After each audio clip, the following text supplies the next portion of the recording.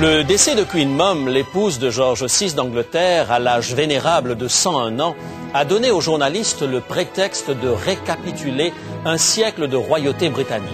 Les mariages royaux, avec tout le faste qui entoure de tels événements, ont toujours fait la une des journaux et captivé l'intérêt des foules du monde entier. Malheureusement, depuis 25 ans, les mêmes journaux nous parlent autant de contes de fées brisés. Diana, princesse de Galles, extrêmement photogénique, charmante au possible, au fait de sa gloire, a divorcé d'avec le prince Charles. Sarah Ferguson, la duchesse d'York, a mis la famille royale dans le plus grand embarras à cause de son divorce d'avec le prince Andrew. Quel sera le prochain ballon qui va se dégonfler?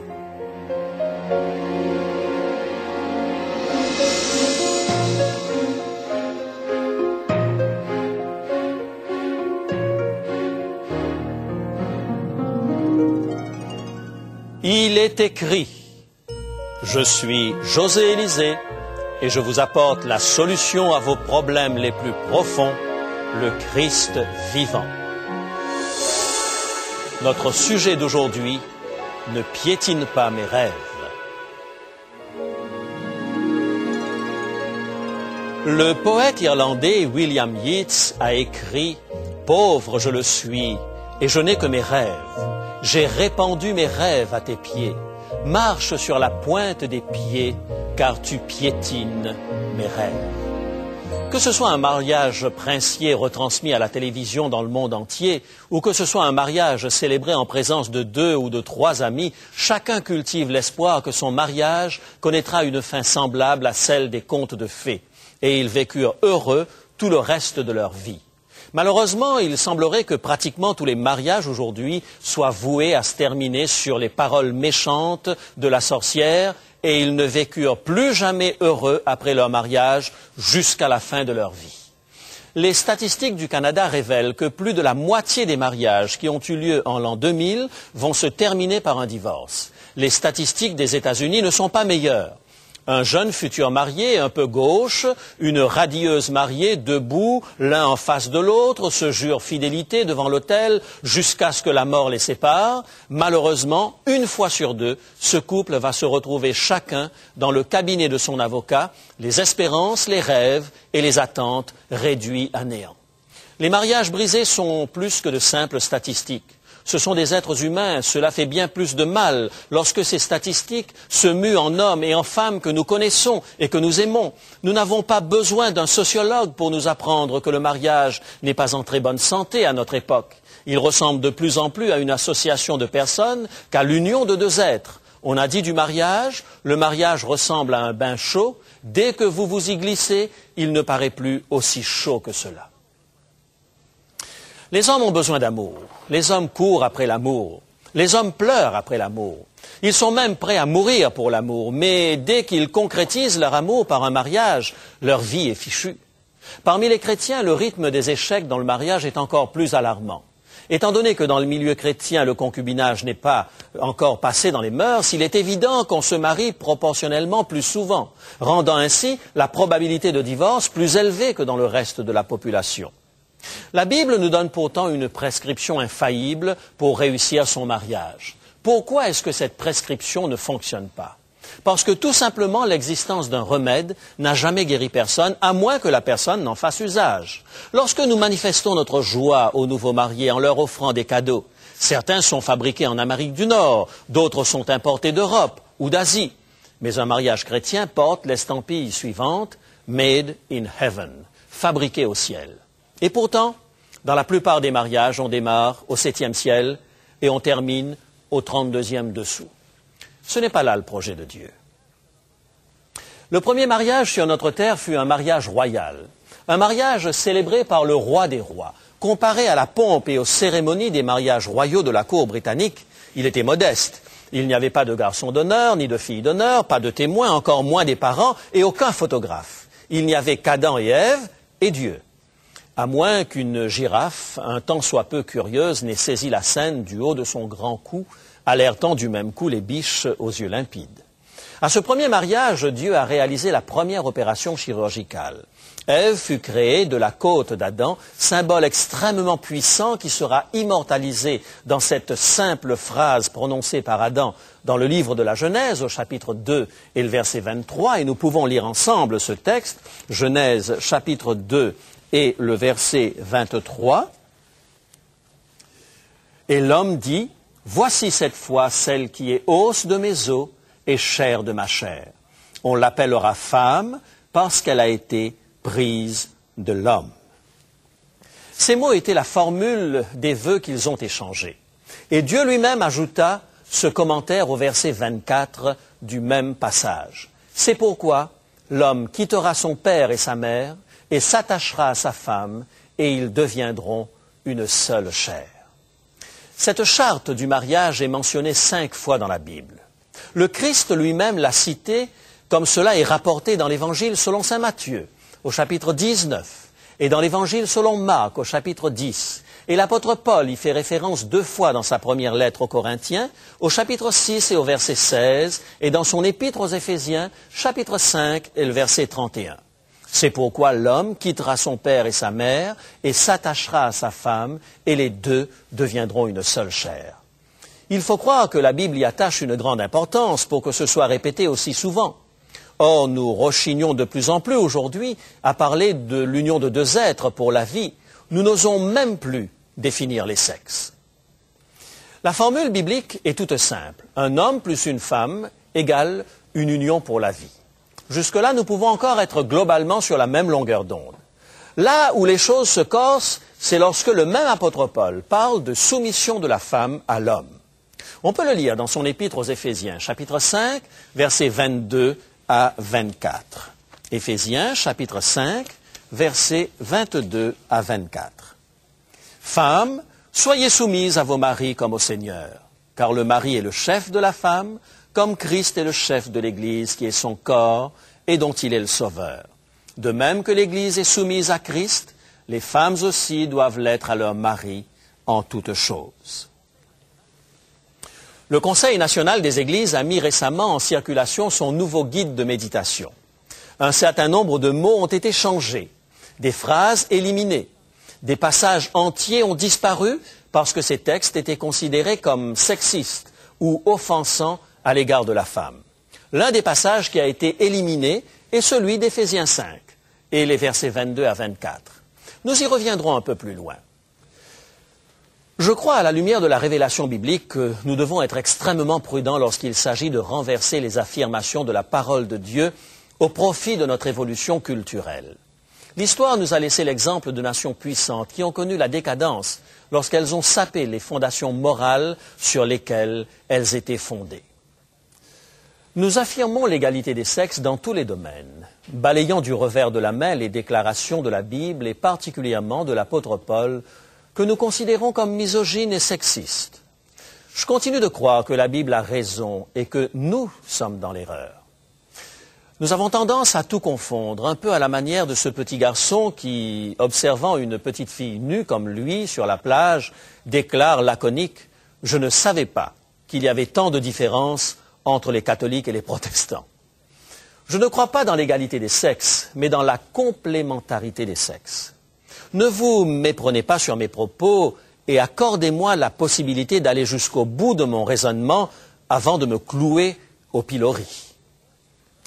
Lorsque nous affirmons que les hommes et les femmes sont égaux à tous égards et que nous expliquons les différences de comportement uniquement sur la base de la culture et de l'éducation, nous expliquons que les petits garçons sont facilement portés à être dominateurs parce qu'on leur a appris dès leur plus jeune âge qu'ils étaient supérieurs aux filles.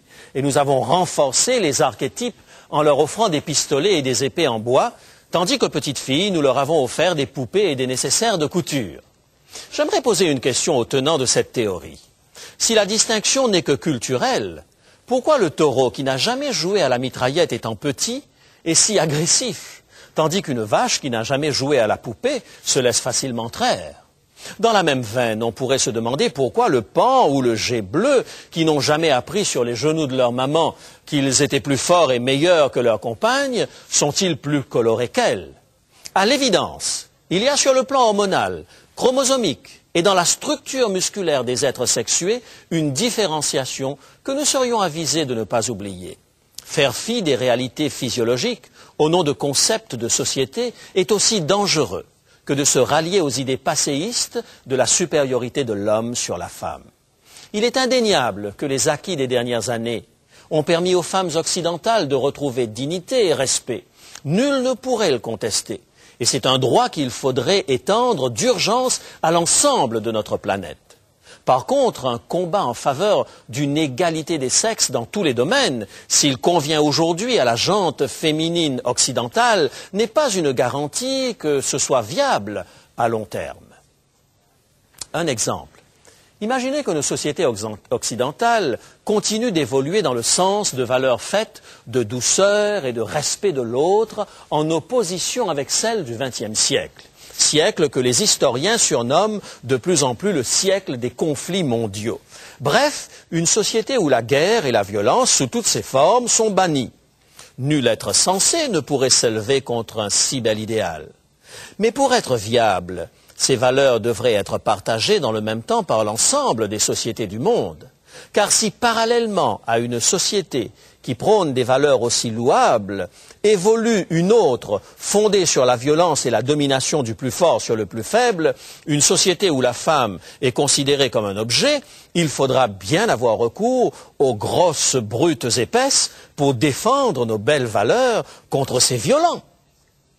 À moins qu'entre-temps, vous n'ayez vous-même, mesdames, évolué en grosses brutes épaisses pour vous défendre et défendre les hommes qui ne seraient dans le même temps devenus efféminés. Dans une telle logique, vous auriez remplacé une société patriarcale par un matriarcat. Mais vous ne seriez pas plus proche du projet de la Bible pour autant. La Bible n'a jamais enseigné que l'homme devait dominer sur la femme, et encore moins que la femme devait dominer sur l'homme. La domination dont il est parlé dans la Genèse est une malédiction, conséquence du péché et non le projet de Dieu. En revenant au texte de Paul dans Éphésiens chapitre 5, certains considèrent l'affirmation de Paul comme étant méprisante pour la femme. Une lecture plus approfondie du passage biblique nous convainc du contraire. Dénonçons tout d'abord deux fausses interprétations de ce texte. La première consiste à croire que Paul partage les idées de son temps, considérant la femme comme inférieure à l'homme et attribuant à l'homme le rôle de dictateur absolu dans le foyer. C'est bien mal connaître la pensée du Nouveau Testament. Le même apôtre dira ceci dans son épître aux Galates, au chapitre 3 et le verset 28. Galates, chapitre 3 et le verset 28. Il n'y a plus ni juif, ni grec. Il n'y a plus ni esclave, ni libre. Il n'y a plus ni homme, ni femme, car tous, vous êtes un en Jésus-Christ. Il n'y a plus ni homme, ni femme. Voilà une déclaration qui devrait chasser de notre pensée toute idée de supériorité de l'homme sur la femme. Paul dit aussi, et on l'oublie trop souvent, dans l'Épître aux Éphésiens, au chapitre 5, versets 20 et 21, lisons ensemble ce texte, Éphésiens, chapitre 5, versets 20 et 21, « Rendez continuellement grâce pour toutes choses à Dieu le Père, au nom de notre Seigneur Jésus-Christ, vous soumettant les uns aux autres dans la crainte de Christ. » S'adressant aux hommes et aux femmes, Paul leur demande ici de se soumettre les uns aux autres. En d'autres mots, la soumission de la femme au mari relève de la soumission chrétienne de principe, qui est la base fondamentale du christianisme, et non une soumission fondée sur une différence de sexe. Deuxième fausse interprétation de ce texte. Les hommes se sont appropriés ce verset pour s'autoriser toutes sortes de violences à l'égard de leurs épouses. Quelle malhonnêteté envers le texte.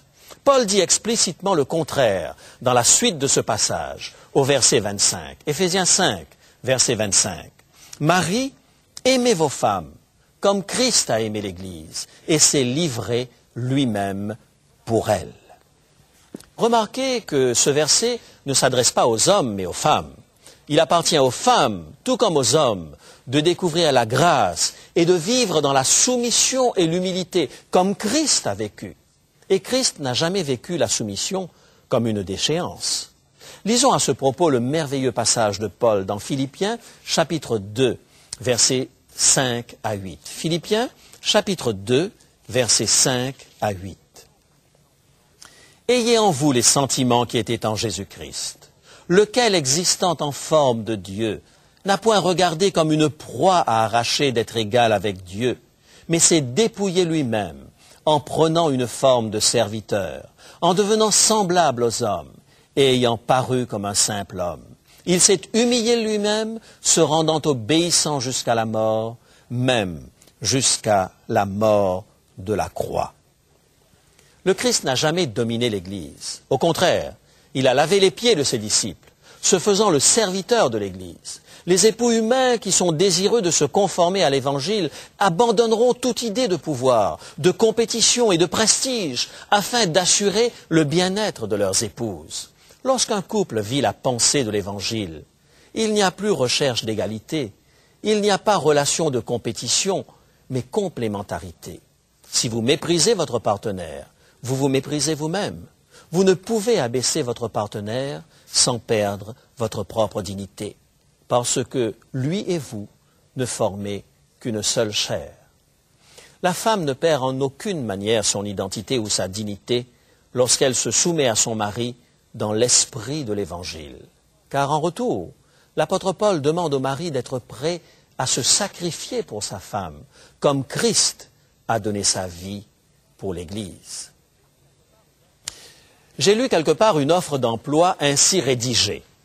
Recherche personnel féminin pour s'occuper d'un foyer, horaire 18 heures par jour, 7 jours par semaine, obligation de dormir sur le lieu de travail et de partager la vie sexuelle de l'employeur, connaissances exigées en cuisine, en couture, en médecine, en psychologie enfantine, en électricité, plomberie et comptabilité, personnes acariâtres, non courtoises et manquant de bonne volonté sont priées de s'abstenir.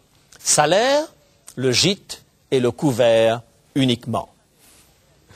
N'oubliez jamais que pour réaliser un foyer accueillant, il faut bien plus que des murs, un plafond, un sol et de beaux meubles. Un foyer est bâti sur l'amour et non sur l'intérêt. Un couple se construit au fil des années. Réussir un mariage est un processus de toute une vie. Construisez votre mariage sur le rocher des siècles et il sera en sécurité. Le mariage n'est pas une fin en soi. C'est une aventure à deux, dirait Paul Tournier. L'amour au sein du couple recherche le bonheur de l'autre avant le sien. Lorsque vous unissez votre vie à celle de votre partenaire, rappelez-vous ces paroles du poète Yeats. « Pauvre je le suis et je n'ai que mes rêves. J'ai répandu mes rêves à tes pieds. Marche sur la pointe des pieds, car tu piétines mes rêves. » Messieurs, votre partenaire met entre vos mains sa vie tout entière. Elle n'a qu'une seule vie. Ne la lui gâchez pas. La femme du poète Robert Browning connut enfin le bonheur lorsqu'elle le rencontra. Elle se sentit libre, épanouie et pleine de vie.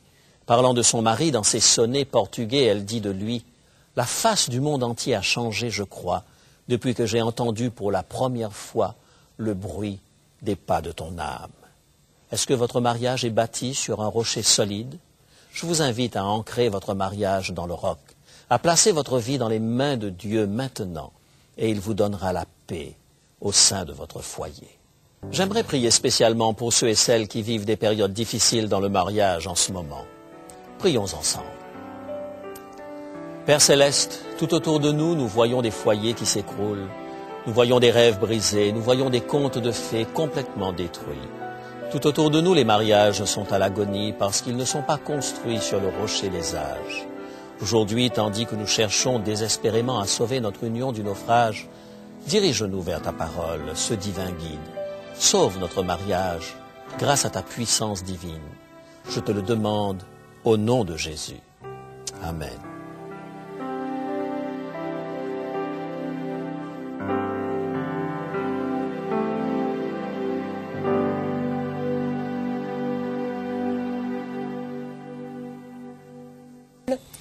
J'ai pensé qu'il serait agréable aujourd'hui d'avoir à mes côtés, non pas José Élisée, mais l'épouse de José Élisée. Alors j'ai le plaisir de vous présenter Élisabeth. Bonjour Élisabeth. Bonjour Rémi. C'est un vrai plaisir de t'avoir avec nous aujourd'hui. C'est pas très fréquent. Merci. Alors, dis-moi, Elisabeth, José nous a un peu provoqué pendant ce programme en nous disant femmes, soyez soumises à vos maris, en nous rappelant la phrase biblique. Dis-moi, es-tu une femme soumise? Je crois que si c'est au sens où l'entend le monde actuel, non. Mais si c'est au sens biblique, je crois oui. Mais j'ai mis beaucoup de temps avant de comprendre quelle était cette soumission que Dieu nous demandait. Alors, qu'est-ce que ça signifie pour toi, justement, cette soumission selon la Bible? Cette soumission, tout d'abord, n'est pas une soumission servile. Ce n'est pas une soumission de dominant-dominé. C'est une soumission qui peut se comprendre à l'intérieur d'une relation d'amour au sein du couple. Dans ce sens où la femme a été créée l'égale de l'homme tout en étant son complément. Et elle, tout en étant mariée, elle a son identité, elle garde sa personnalité. Et il n'y a rien de difficile à être soumis à un chef qui nous aime. Tu veux dire qu'elle est comme un soutien de son époux? Elle est un soutien de son époux parce que je crois que Dieu a mis en la femme une dimension, on pourrait dire un sixième sens, qui est le sens de l'intuition, de la relation de personne à personne. Et l'homme est beaucoup plus objectif et beaucoup plus à la conquête du monde. La femme est beaucoup plus dans le domaine des relations humaines. Et je crois que dans ce domaine, la femme a beaucoup à apporter à l'homme. Alors tu as dit tout à l'heure que c'était aussi une relation d'amour et que ça dépendait un petit peu de la qualité du chef de famille, si on peut l'appeler comme ça. Oui, parce que le Christ lui-même demande à l'homme d'être son imitateur. Et le Christ nous aime, il a donné sa vie. Et je n'ai pas de problème à aimer le Christ et à me soumettre à lui. Et de même, si je comprends l'amour de mon mari, si je suis convaincue de son amour, je n'ai pas de problème à me soumettre à son amour, c'est-à-dire à me mettre littéralement sous la protection d'eux. Et le mot soumission n'a plus cette connotation péjorative. Alors, est-ce que ça ne veut pas dire que pour que cet idéal biblique puisse se réaliser, ça implique que les deux partenaires du couple soient sur la même longueur d'onde? Exactement. Je pense que c'est en se penchant l'un et l'autre sur les Écritures et en regardant quel est l'idéal que Dieu a voulu pour le couple et que l'homme et la femme le partagent pleinement, que je dirais la libération de la femme et la soumission de la femme peuvent s'accomplir pleinement. En d'autres termes, on peut être une femme soumise, libérée et heureuse? Tout à fait, tout à fait. Bien, mais ça demande beaucoup de temps. Merci beaucoup, Elisabeth, d'avoir accepté de prendre quelques minutes avec nous. En tous les cas, merci beaucoup de m'avoir invitée. C'était un plaisir. Merci.